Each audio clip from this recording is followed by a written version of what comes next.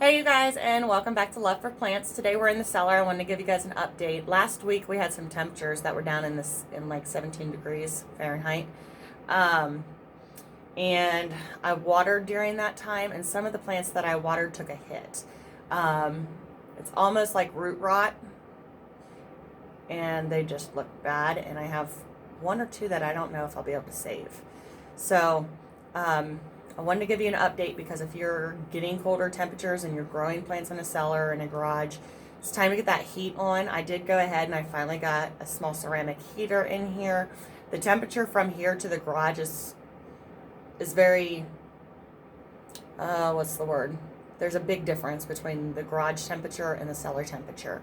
I do need to still get my thermometer so I can check the temperature up here by the garage, or by the entry, which is right by the garage, and all the way in the back, so I can tell a difference in temperature and see where I need to sit my heater. Let's see. So some of the plants took a hit. I'm not going to go all the way to the back today to show you some of those plants. Most of those are doing okay. Now I am sitting here with my Diffenbachia. You guys, if you know me, you know I love my Diffenbachia. I took my favorite one upstairs at the beginning of the year, or at the beginning of fall. This one, however, is not doing so well. I'm having a problem where I need to push my plants out of the way when I walk through here. I snapped this one the other day. There's one in the back that I snapped as well. But I wanted to show you this one because he has been looking terrible since he's been in here. I haven't touched any of his bad leaves since the last video. I did snap him right here. He is actually squishy, so that's not a good sign whatsoever. Some of these are getting a little squishy, totally not a good sign.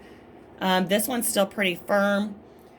So I'm not sure. I may pull that plant out of the pot, let it dry out a little bit. I mean, it's not even that heavy, but because I watered it when it was freezing, it wasn't good on the root system. So I'm hoping I can still save him, but I don't know. He keeps looking worse and worse every day.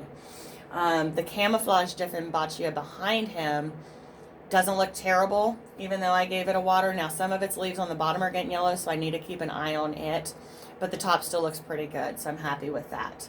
Now, all the plants I brought in that are annuals that I trim back and set in here, now that I've turned the heat on in here, those things are actually starting to grow. So I might need to move them to a different location. I don't want to take care of more plants this winter.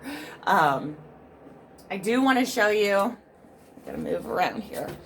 Okay, I have to give you guys more updates on this. We know the rubber plant took a big hit when I first moved it into the cellar. This thing is sitting right by the door. We are starting to lose leaves. Like every time I walk through, I don't even worry about bumping these leaves.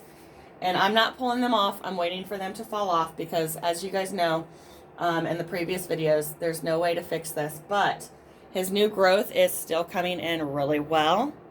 That one looks great. This one right here is getting a little bit bigger. And I think, and there's a couple more in the back, I think as it slowly recovers, that it's going to make it. Like the new leaves up top still look pretty good. I think there was 4 that I needed to keep an eye on. They still look okay.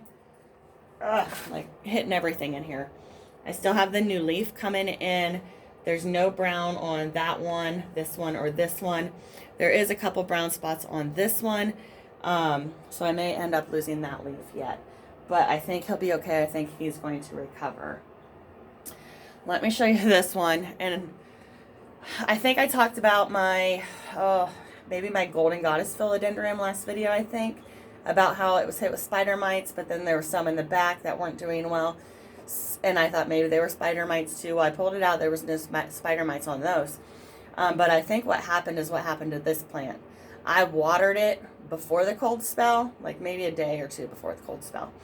And the golden goddess looks exactly like this.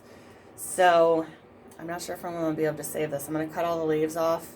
I did take a cutting and I took it upstairs to hopefully propagate. It's not looking very good either. But when we change the temperature dramatically in our plants, it hits them hard. So I think out of the 3 golden goddesses, I might be able to save one. We'll see, because I really like that plant and they're hard to find sometimes. I did want to show you this as well. So those of you that are following the split leaf philodendron, I watered this thing. He was looking good before the water, and I'm probably going to end up losing those 2 leaves, but I'm going to let it sit in here for winter and see what happens now that the temperature is back up. So bear with me, as you guys are going to have to go through some of these bad things with me. But I just wanted to give you a quick update. Like I said, if you're growing in the cellar or in the garage, make sure it's heated now, as our temperatures, at least here, have fallen.